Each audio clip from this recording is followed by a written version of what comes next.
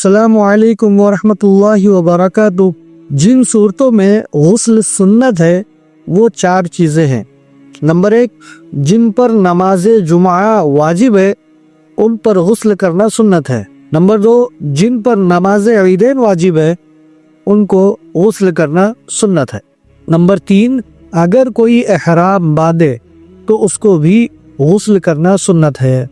Number 4, हज करने वाले को अरफा के दिन जवाल के बाद गुस्ल करना सुन्नत है। और 2 मसले हैं कि अगर कोई बंदा जुमा का दिन पाले या जुमा के दिन ही ईद का दिन हो और उसी दिन उसको गुस्ल जनाबत अगर पेश आ जाए तो एक ही गुस्ल में वो तीनों उसके लिए काफ़ी हो जाएंगे। जहाँ कहीं भी ईदैन न होती हो या जुमा न होती हो तो उनके ऊपर गुस्ल सुन्नत नहीं है। अगर वो कर ले तो कोई मुज़ायका नहीं।